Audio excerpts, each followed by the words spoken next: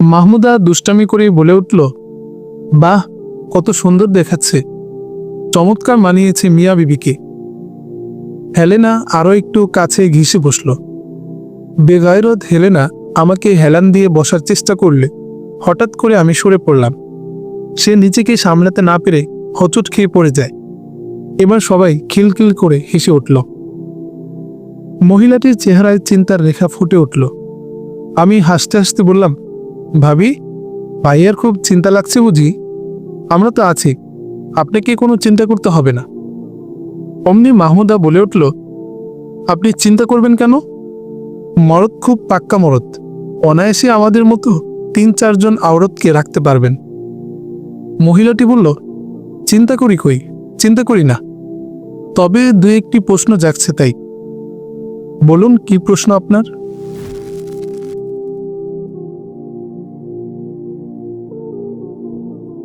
আমরা যখন প্রথম এখানে আসি তখন মনে হয় আপনার সাথেই দীর্ঘক্ষণ আলাপ হয়েছিল।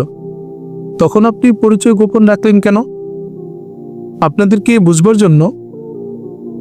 নিয়ম তো হলো, কারোর সাথে সাক্ষাৎ হলে প্রথমেই তার হাতের দিকে তাকিয়ে দেখতে হয় আংটি আছে কিনা, থাকলে সেই হিসেবে কথা বলতে হয়। সেদিন আমাদের কারো হাতে আংটি ছিল না, তাহলে আইন ভঙ্গ করেছেন। তা অবশ্যই, তবে আপনারা কি আমার আংটি দেখেননি? অনেক খুঁজছিলাম কিন্তু দেখিনি তো। আপনি যে ব্যক্তিকে উজবেকিস্তান পাঠিয়েছেন তার খবর কি? এখনো কোনো খবর পাইনি।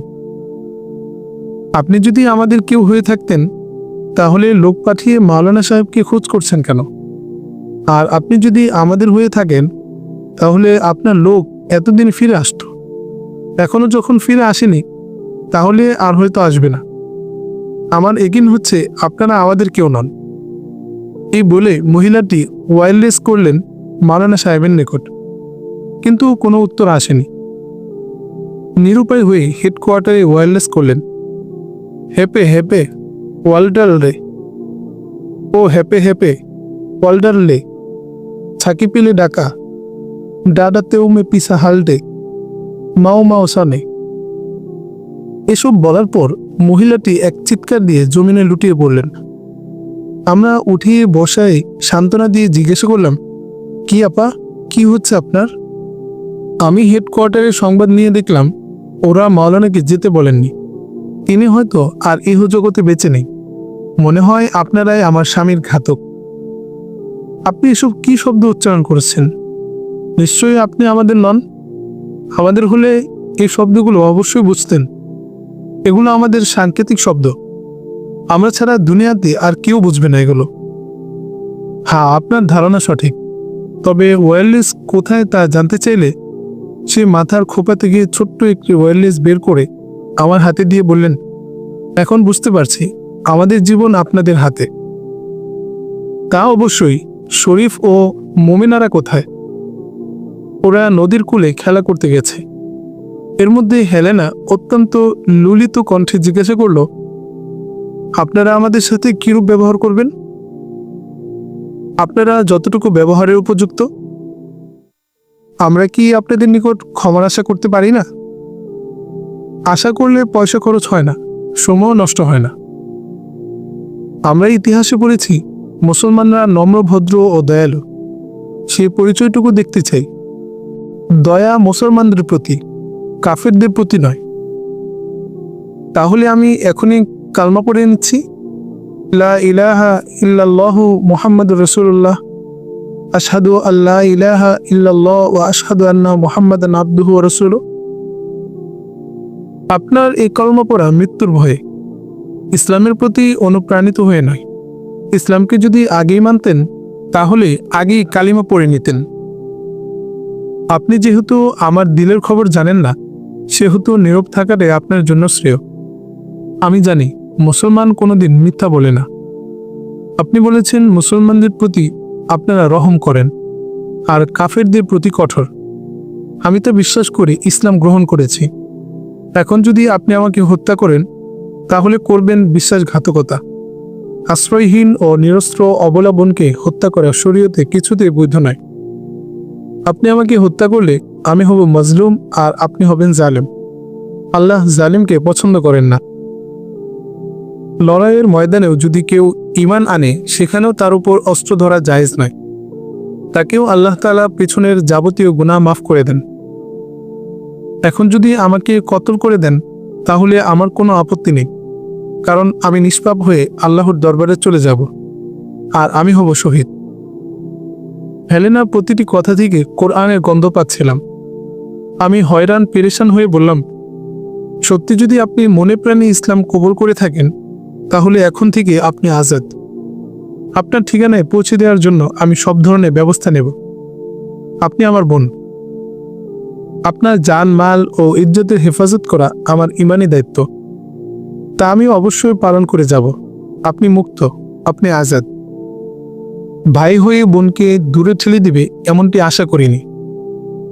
দূরে ঠেলে দিচ্ছি না, আপনার অভিভাবকদের কাছে সসম্মানে পৌঁছে দেয়া ভাইয়ের কর্তব্য। আমি তাই করতে চাচ্ছি। আমাকে পাঠিয়ে দিলে আপনাদের মহা বিপদ আছে, আর এই বিপদ শুধু আপনাদের একার নয়, গোটা ইসলামের। তা কিভাবে? আমি এখানে গোয়েন্দা হিসেবে আসছি। দেশে ফিরে যাওয়ার সাথে সাথে গোয়েন্দা বিভাগের লোকেরা আমাকে নিয়ে যাবে। তারপর আপনাদের বিরুদ্ধে আমাদের সকল ষড়যন্ত্রের খবর পেয়ে যাবে। আপনাদের উপর নেমে আসবে কিয়ামত। আপনি না বললে ওরা সে খবর পাবে কোথেকে? মুজাহিদ ভাই, আপনার প্রশ্নের উত্তর দিতে খুবই লজ্জা লাগছে। তারপরও বলতে হয়, আপনার এলাকার সম্পূর্ণ নকশা, আপনাদের নামের তালিকা, ভবিষ্যৎ পরিকল্পনা সহ অনেক গোপন তথ্য আমার উরুতে অঙ্কন রয়েছে। এক প্রকার কেমিক্যাল দ্বারা এগুলো লেখা হয়েছে। পানিতে বা সাবানে নষ্ট হবে না। আমি দেশে ফেরার সাথে সাথে আমাকে জোর করে হলেও ওরা নিয়ে যাবে। তারপর এগুলো নকল করে নেবে। তাছাড়া সবচেয়ে বড় সমস্যা হলো, আমি যার আশ্রয়ে ছিলাম তিনি হয়তো বা দুনিয়াতে নেই। এখন কার আশ্রয়ে থাকব? পিত্রালয়ে চলে যাবেন? আমি রাশিয়ার বাসিন্দা নই। আমার পৈতৃক নিবাস ইউরোতে। আমি ছিলাম গির্জার রাহেবা। জোসিফিল্ড তথা মাওলানা সুজা খান দামলা আমাকে আমার পিতার কাছ থেকে নিয়ে আসেন। তিনি আমার পিতাকে বুঝিয়েছেন যে মেয়েটা খুব বুদ্ধিমতী ও ধর্মানুরাগী, তাকে আমার সাথে দিয়ে দেন। আমরা মুসলমানদের বিরুদ্ধে ষড়যন্ত্র করে যদি ক্ষতি করতে পারি, তবে খোদাবন্দ যিশু খুব খুশি হবেন এবং অনেক সওয়াব হবে। কেননা মুসলমানরা হলো আমাদের জাতশত্রু। এ কথা শুনে আমার পিতা আমাকে তার সাথে দিয়ে দেয়। আমি এখন মুসলমান, কেউ আমাকে কবুল করবে না। আমি অতীতে যাবতীয় গুনাহ থেকে তওবা করছি। আল্লাহ যেন তার বান্দিকে নিজ গুণে ক্ষমা করে দেন। ভাইজান, আমাকে তাড়িয়ে দেবেন না। আপনি কি ইসলামের প্রতি আগে থেকেই অনুরাগী ছিলেন? হ্যাঁ, আমি ইসলাম নিয়ে অনেক আগেই গবেষণা করেছি। এর মধ্যে সত্যের সন্ধান পেয়েছি। সম্ভব হলে আগেই ইসলাম কবুল করতাম। হেলেনার কথা শুনে উক্ত মহিলা তেলে বেগুনে জ্বলে উঠল এবং বলতে লাগলো, যারা প্রাণের ভয়ে নিজ ধর্মকে বিসর্জন দেয়, তাদের স্থান হবে নরকে। তারাই হবে নরকের ইন্ধন। ধর্ম থেকে কুলাঙ্গারের স্থান এখানে নেই। দূর হ হারামজাদি। নিজের স্বামীর মৃত্যু শোকে যার চোখ থেকে এক ফোঁটা অশ্রু বের হয়নি, সে কত বড় পাষাণী। মহিলার গালাগালি আমার বরদাস্ত হচ্ছিল না। তাই ধমক দিয়ে জিজ্ঞেস করলাম, এ মেয়েটিকে গালি দেওয়ার অধিকার আপনাকে কে দিয়েছে? এখন সে মুসলমান, সে এখন আমার বোন। ভাইয়ের সামনে বোনের বেইজ্জতি কিছুতেই সয়ে নেওয়া যায় না। বলুন, এ পর্যন্ত ইসলামের বিরুদ্ধে কি কি করেছেন, আর কতজন নিরপরাধ মুসলমানকে হত্যা করেছেন? আমার যেহেতু জীবনের নিরাপত্তা নেই, আর প্রাণ ভিক্ষা চাওয়াও আমার ধর্মে নেই, তাহলে বলতে দোষ কি? হাজার হাজার জানের বিনিময়ে 2টি জান গেলে এতে দুঃখ পাওয়ার কিছুই নেই। আমি তৈয়ার, আমার সন্তান দুটিকে কাছে আনুন, শেষবারের মতো দেখে নিই। আমরা যখন তর্ক বিতর্ক করছিলাম, তখন পুত্র শরীফ নদীর তীর থেকে এসে তাঁবুর আড়ালে দাঁড়িয়ে শুনছিল।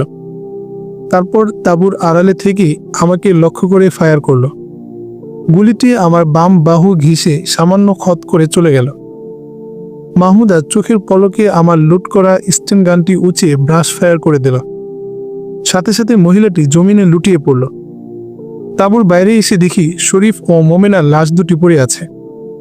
রক্তের জামা কাপড় লালে লাল। আমি চিৎকার দিয়ে বললাম, মাহমুদা, তুই কি সর্বনাশ করলি?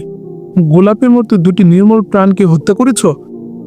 মাহমুদা দৌড়িয়ে এসে মোমেনাকে কোলে তুলে নিল। মোমেনা এখন আর জিন্দা নেই। সে উক্ত ভুলের কারণে আল্লাহর নিকট ক্ষমা চাইতে লাগলো। তারপর লাশগুলো নদীর ঢালে ফেলে দিয়ে হেলেনাকে নিয়ে তাঁবুতে ফিরে এলাম। এখন গোটা এলাকা শত্রুমুক্ত, গোয়েন্দা শূন্য। তাঁবুতে এসে মাহমুদাকে বললাম, দেখো মাহমুদা, আমরা কিন্তু এখনো বিপদমুক্ত নই, কারণ হজরতজি একই দিনে অনেক ভক্তবৃন্দ তৈরি করে ফেলেছেন। সরলমনা মানুষগুলো না জেনে না বুঝে তাকে অনেক বড় কিছু মনে করে বসেছে। এদের হত্যার খবর কিছুতেই গোপন থাকবে না। যখন এ খবরটা প্রকাশ হয়ে যাবে, তখন সিংহভাগ মানুষ বিদ্রোহী হয়ে যেতে পারে। এটা সামলানো খুব কঠিন হয়ে দাঁড়াবে। মাহমুদা উত্তর দেওয়ার আগেই হেলেনা বলে উঠল, কি বলেন ভাইজান? এ ব্যাপারটা আমার উপর ছেড়ে দিন, দেখেন কিভাবে পানি করে ফেলি। আপনার পক্ষে তা কি করে সম্ভব? আমরা তাসখন্দ, সমরকন্দ, বুখারা, উজবেকিস্তান ও তাজিকিস্তানে মুসলমানদের উপর কি ধরনের তাণ্ডব লীলা ও জুলুম অত্যাচার করেছি এবং এখানে এসে কি কি কাজ করেছি তা যদি মানুষকে শুনিয়ে দেই, তাহলে বিদ্রোহী হওয়া তো দূরের কথা, আফসোস করে শেষ করতে পারবে না। ঠিক আছে, বিকেলের সভায় আপনি বক্তব্য রাখবেন। আমি মাওলানা আব্দুস সাত্তার বলখিকে ডেকে বললাম, তুমি শরণার্থী শিবিরের তাঁবুগুলোতে এলান করে দাও, আজ বিকাল 3টায় যেন সমস্ত পুরুষরা সঠিক সময়ে মাঠে উপস্থিত হয়, আর সকল মা বোনরা যেন সুলাং পাহাড়ের পাদদেশে জমায়েত হয়। তাদের সাথেও গুরুত্বপূর্ণ পরামর্শ আছে। মাওলানা ঘোড়া দাবলিয়ে পল্লীর এক প্রান্ত থেকে অপর প্রান্ত পর্যন্ত সংবাদ পৌঁছে দিলেন। বিকাল 3টার দিকে মাহমুদা ও হেলেনাকে পাঠিয়ে দিলাম মেয়েদের ইস্তেমায়, আর আমি অন্যান্য মুজাহিদ সাথীদেরকে নিয়ে চলে গেলাম পুরুষদের মাহফিলে। এবার চলল তেজস্বী বয়ান। মুজাহিদরা একজনের পর একজন বয়ান দিয়ে যাচ্ছেন। তাদের বয়ানের বিষয়বস্তু ছিল মুসলমানদের অতীত ইতিহাস, বর্তমান অধঃপতনের কারণ ও ভবিষ্যৎ চিন্তা।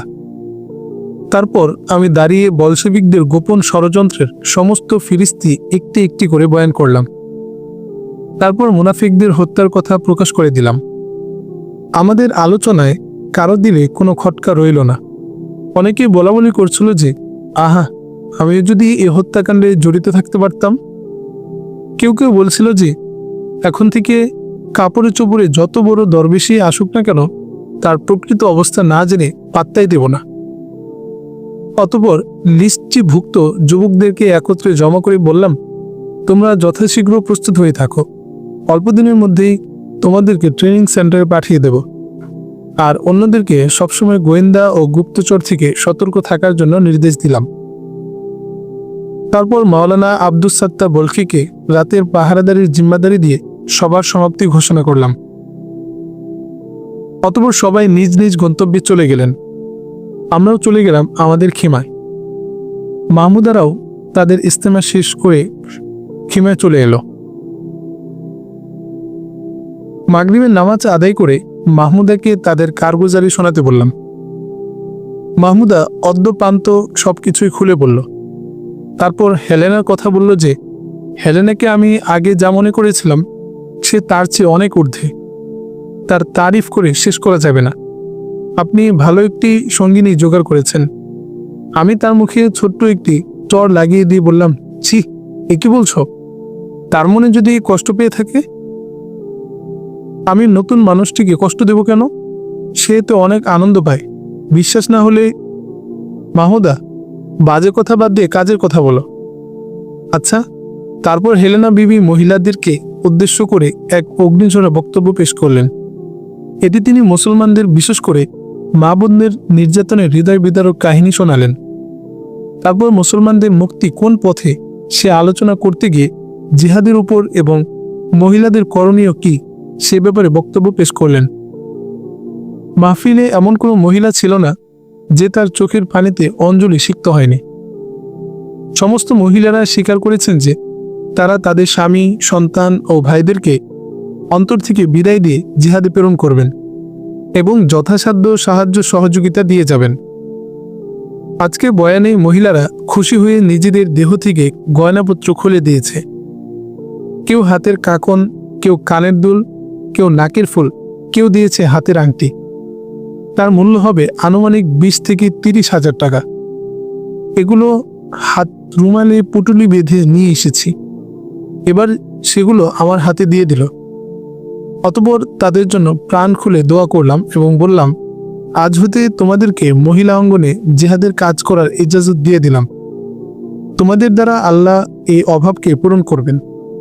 অতঃপর নামাজ আদায় করে খানাপিনা সেরে হেলেনাকে বললাম, হেলেনা, এখন থেকে হবে তুমি আমার দিনী বোন।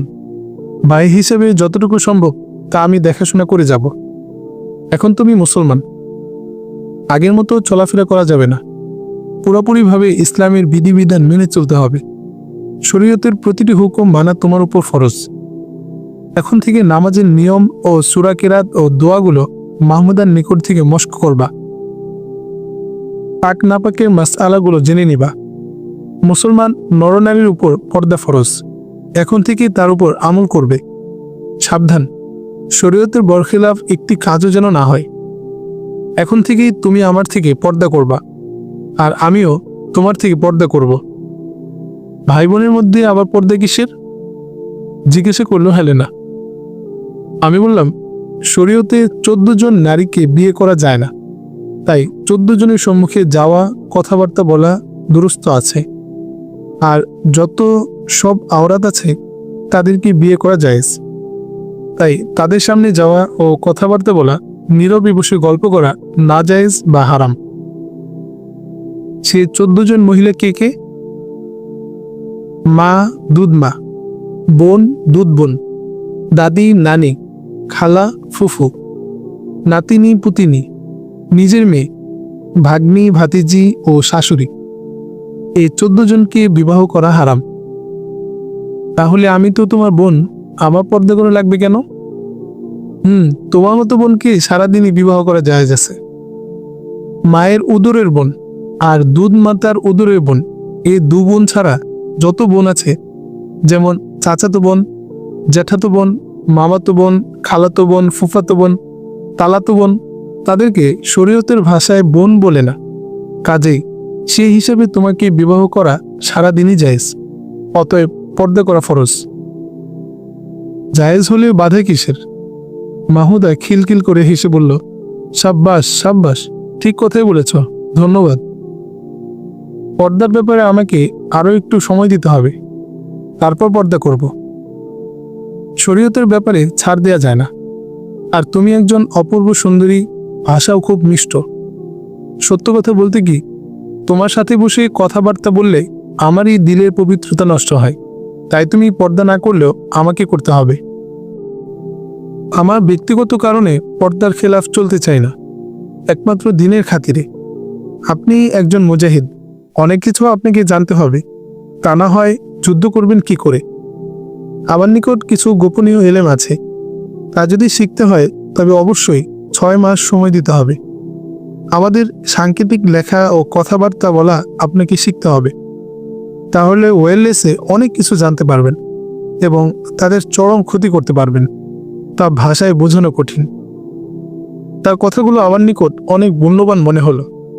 তারপর বললাম, আচ্ছা, দেখা যাক এর কোনো সুরাহা হয় কিনা। তোমার পরামর্শ জিহাদের জন্য অনেক গুরুত্ব রাখে। এখন একটি কাজ করো, ওয়্যারলেস করে কেন্দ্রের সাথে যোগাযোগ করে বলো আরো 3 জন লোক পাঠিয়ে দেওয়ার জন্য।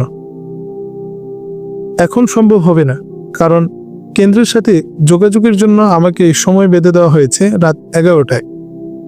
আর কমান্ডার সাহেব অর্থাৎ হুজুরের জন্য কোনো সময় ছিল না, তিনি যে কোনো সময় ওয়্যারলেস করতে পারতেন।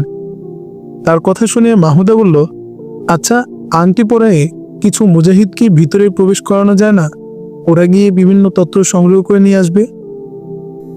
না, তা এখন আর সম্ভব হবে না, কারণ অন্য গোয়েন্দারা তাকে দেখলেই মনে করবে সেও একজন গোয়েন্দা।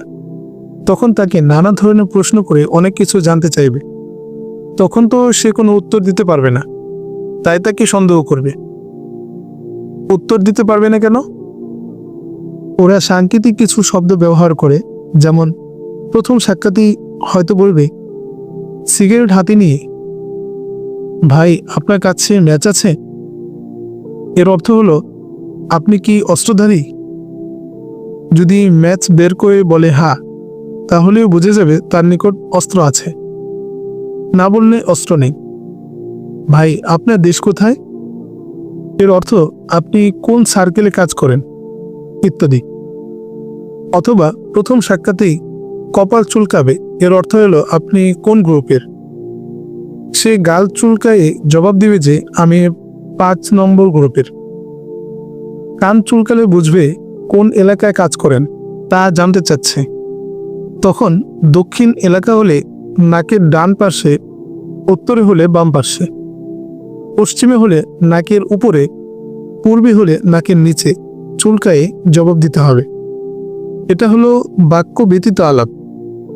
এ ধরনের অনেক পদ্ধতি আছে। এগুলোর প্রশিক্ষণ দিতে পাক্কা 3 বছর লাগে। আর 6 মাসেরও একটি কোর্স আছে, সেটা করলেও কিছু চলা যাবে। রাত 11টায় হেলেনা হেডকোয়ার্টারকে জানালো, আমি আফগান সীমান্তবর্তী এলাকার শরণার্থী পল্লী থেকে হেলেনা বলছি। এই এলাকায় যে কয়জন মুজাহিদ তৎপরতা চালাচ্ছিল, সে কয়জনকে কিছুদিন আগে হত্যা করা হয়েছে। এখন আর এখানে জিহাদের কোনো কাজ নেই। আমি সহ আরো 2 জনকে রেখে কমান্ডার সাহেব 3 দিন আগে অন্য সব সাথে নিয়ে হেডকোয়ার্টারের দিকে চলে গেছেন। আমরা আরো কিছুদিন এখানকার অবস্থা দেখে কেন্দ্র ফিরে আসব। আর যদি অবস্থার অবনতি দেখি, তাহলে আবার সাথী তলব করা হবে। হেলেনা এ ধরনের একটি ধাঁধা লাগানো সংবাদ হেডকোয়ার্টারকে জানিয়ে দিল। পরদিন সমস্ত মুজাহিদদের ডেকে বললাম, প্রিয় জানবাজ মুজাহিদ সাথীরা, আমি কিছুদিন প্রশিক্ষণ শিবিরে ও কাবুলে কাটাবো। আমি ফিরে আসার আগ পর্যন্ত আমার সহকারী সালার হিসেবে দায়িত্ব পালন করবেন মাওলানা আব্দুস সাত্তার বলখি। এখন থেকে তোমরা তার কমান্ডে চলবে। গোটা শরণার্থী শিবিরের দেখাশোনা তোমাদেরই করতে হবে। আর 2 জন গিয়ে শহীদ ইবনে ওমরের বোন কানিজা সহ যে কয়জন মেয়েকে তার বন্ধুর বাড়ি রেখে আসছিল, তাদেরকে তাদের পিত্রালয়ে পৌঁছিয়ে দাও। আর যদি তা সম্ভব না হয়, তাহলে এখানে নিয়ে আসো। তাছাড়া আরো বললাম, এখানের জন্য আমি পর্যাপ্ত অস্ত্র ও গোলাবারুদ পাঠিয়ে দেব। যান্ত্রিক কোনো বাহন এই এলাকায় চলবে না, তাই সাওয়ারি হিসেবে ঘোড়া আর মাল টানার জন্য গাধার ব্যবস্থা করব। তোমরা কোনো ধরনের চিন্তা করো না। একজন রাহবর দিয়ে 3 দিন পর নতুন সাথীদেরকে প্রশিক্ষণ শিবিরে পাঠিয়ে দিও। ইবাদত বন্দিগির উপর খুব যত্নবান থাকবে। এই বলেই আমি 3টি ঘোড়া নিয়ে মাহমুদা ও হেলেনা সহ কাবুলের পথে যাত্রা করলাম। প্রথমে আমরা মনে করেছিলাম হেলেনা অশ্ব চালনায় অনভিজ্ঞ, কিন্তু তার অশ্বারোহণের কায়দা চমক লাগিয়ে দিল এবং আমাদের ধারণা একদম পাল্টিয়ে দিল। সে যে একজন দক্ষ ঘোড়সাওয়ার, তাতে কোনো সন্দেহ নেই। আমরা ঘোড়ায় চড়ে প্রথমে চলে গেলাম প্রশিক্ষণ শিবির পরিদর্শন করতে। সেখানে 3 দিন অবস্থান করে সবকিছু গুছিয়ে যার যার জিম্মাদারি বুঝিয়ে চলে গেলাম কাবুলের বাসায়। বাসা দেখে হেলেনা মাহমুদাকে প্রশ্ন করলো, আপা, এত সুন্দর বাসা, থাকার কোনো লোকজন তো দেখছি না, এটার মালিক কে? মাহমুদা উত্তর দেওয়ার আগে আমি বলে দিলাম যে এ বাসার মালিক একজন মুজাহিদ মহিলা। মুজাহিদ মহিলা? তিনি থাকেন কোথায়? কখনো তাঁবুতে, কখনো গিরিকন্দরে, আবার কখনো গভীর অরণ্যের ঝোপঝাড়ে। সে মহিলার কি স্বামী নেই? স্বামী না থাকলে সে কি করবে? আপনার জন্য, এ বলে হেসে কুটপাট। এদিকে মাহমুদা অশ্ব থেকে অবতরণ করে ঘোড়াটার সম্মুখের চত্বরে বেঁধে তালা খুলে ভিতরে প্রবেশ করল। হেলেনা সবকিছু ঘুরে ঘুরে দেখছে আর মনে মনে ভাবছে যে এমন একটি বাসা যদি আমার হতো। বাসাটা ছোট হলেও খুব সুন্দর ও পরিপাটি। মাহমুদা আমাদের ডেকে বলল, মেম সাহেবরা, বহির বাটিতে ঘুরে ঘুরে কি দেখছেন? ভিতরে আসুন। আমি ভিতরে প্রবেশ করে একটি কেদারা টেনে বসলাম। হেলেনা বসলো অপর একটি কেদারায়। মাহমুদা অতি তাড়াতাড়ি চা তৈরি করে এনে সামনে দিয়ে বলল, গরিবালয়ে মহান অতিথির শোভাগমন। ঘরে হাটবাজার বলতে কিছুই নেই। ভেবেছিলাম নতুন মানুষটির রান্না করা খানা খাবো, তুমি জলদি গিয়ে হাটবাজার নিয়ে এসো। আমি মাহমুদার কথা শুনে চা পান করেই বাজারে চলে গেলাম। হেলেনা খাটে শুয়ে ঘুমিয়ে পড়ল।